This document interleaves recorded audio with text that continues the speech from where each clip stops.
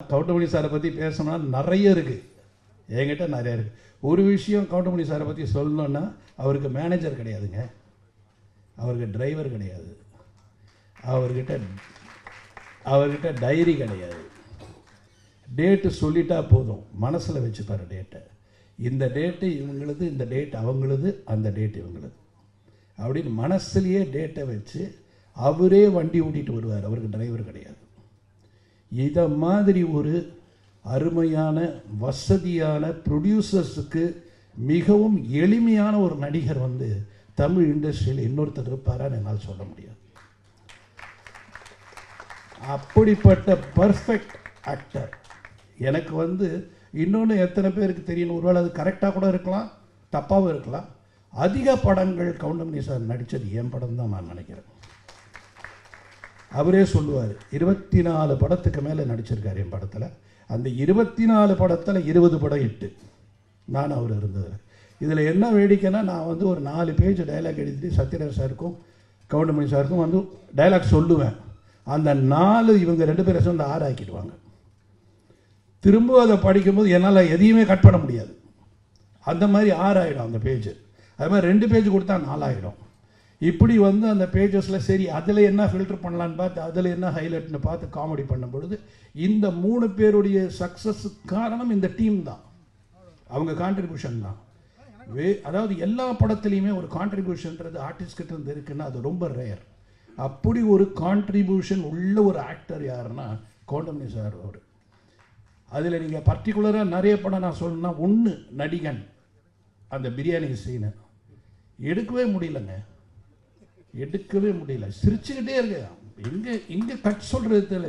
சிரிச்சு நான் மேக்ஸிமம் இவங்களுக்கு வந்து ஒரே பிளாக்கில் வச்சுட்டு திருப்பி க்ளோஸ்னு கட் பண்ணி திருப்பி அந்த டைலாக் எடுக்க பயமாக இருக்கும். ஏன்னா அந்த மாதிரி ஒரு காமெடி எத்தனை தடவை எடுத்தாலும் சிரிப்பாங்க. அதே மாதிரி இளையராஜா சார் வந்து ரீரிகார்டிங்கில் வந்து இப்படி ஒரு சிரிப்பாருன்னா யாரும் நம்ப மாட்டீங்க, அவ்வளோ ரசிப்பார் காமெடியை. அவர் வந்து கவுண்டமணி சாரோட மிகப்பெரிய ரசிகர். ஏன்னா என்னுடைய படத்துலேயே நான் வந்து இளையராஜா சார் சிரித்து பார்த்துருக்கேன். அதாவது அவர் மியூசிக் போடுறதுக்கு முன்னாடி ரீல் பார்ப்பார், அந்த ரீலில் அப்படி சிரிப்பார் கவுண்டமணி சாரை பார்த்து. அந்த மாதிரி ஒரு அவருடைய மனசு. சிவாஜி சார், டேய் நமக்கெல்லாம் ரொம்ப பாக்கியம்டா, இந்த மாதிரி நடிகலாம். நம்ம அவர் யாரோடலாம் நடிச்சிருக்காரு, நாகேஷ் சாரோட, சந்திரபாபோட, எல்லாரோடையும் நடித்தவர். அவர் வந்து இந்த அவருடைய ஜென்ரேஷனில் இந்த 2வது அவருடைய மகன் பிரபு, அவரோட நடிக்கக்கூடிய ஒரு நடிகரை பார்க்கும் பொழுது கவுண்டமணி அருமையாக இருக்கேன், அருமையாக பண்ணுறாரியா, அருமையான காமெடியா. ஸோ மிகப்பெரிய நடிகர்களுக்கு எல்லாருமே வந்து கவுண்டமணி அவர்கள் வந்து ரசிகர், அவங்க ரசிகர்கள், அவங்களுக்கே ரசிகர். அப்படி ஒரு இடத்தை பிடித்தவர் தான் கவுண்டமணி சார். நிறைய அவரை பற்றி சொல்லணும், ஆனால் எங்களுக்கு நேரம் கிடையாது. பாக்யராஜ் சார் சொல்கிறாரு, இந்த மாதிரி நம்ம நிறைய சொல்லணும்னு நினச்சோம், ஆனால் நமக்கு வந்து 2 நிமிஷம் 3 நிமிஷம் தான் கொடுத்துருக்காங்க. அதுக்கேற்ற மாதிரி மேக்ஸிமம் எவ்வளோ சீக்கிரம் நான் முடிக்கிறேனோ முடிச்சாதான் அவர் பேச முடியும். இன்னும் நிறைய சொல்லலாம். இந்த படத்தோட இசை ரொம்ப நல்லா இருந்தது, ரொம்ப ரசித்தேன் சார் உங்கள் மியூசிக்கை.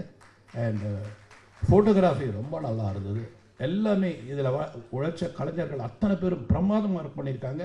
இதில் பியூட்டி என்னன்னா, நல்ல ஃப்ரேம் பண்ணி எல்லாம் நல்ல பில்லர்ஸ் போட்டிருக்காங்க. கவுண்டமணி சாரை சுற்றி நல்ல பில்லர்ஸ், எல்லாமே ஸ்ட்ராங் பில்லர்ஸ் போட்டதால் இந்த படம் கண்டிப்பாக வந்து ஒரு வெற்றி அடைகின்றது.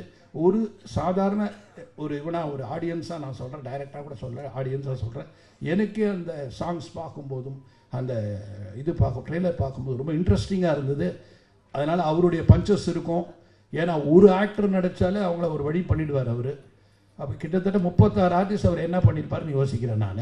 விட்டுருக்க மாட்டார், எல்லோரும் ஒரு விற்பனை. அதே மாதிரி மன்னனில் வந்து அந்த உண்ணாவிரத சீன்லாம் எடுக்கவே முடியல. இப்போ கூட பார்த்தீங்கன்னா ரஜினி சார் வந்து திரும்பி தான் சிரிச்சுட்டு இருப்பார். ஓகேல கூட 9 டேக்கு. இதை விட பெரிய வேடிக்கை என்னென்னா, ஆர்டிஸ்ட் சிரிச்சா பரவாயில்ல, கேமராமேன் சிரிப்பார், அவர் கை ஆடும். அப்போல்லாம் மானிட்டர் கிடையாது, இந்த கை வேறு ஆடி. என்னையா இவங்க சார் ஐ கான்ட் கண்ட்ரோல் அப்படின்னு அசோக்குமார், அவருக்கே தமிழ் தெரியாது. இத்தனைக்கு ஒரு பாடி லாங்குவேஜை போய் சிரிக்க ஆரம்பிச்சிருவார். ஏன்னா வாட் யூ டி understand, no he is very funny, he is doing all fun இப்படி பேசுவார் அவர். ஸோ எல்லாரையுமே மொழி தெரியாதவனையும் சிரிக்க வைக்கிற ஒரு நடிகர் யாருன்னா அது வந்து கவுண்டமணி அவர்கள்.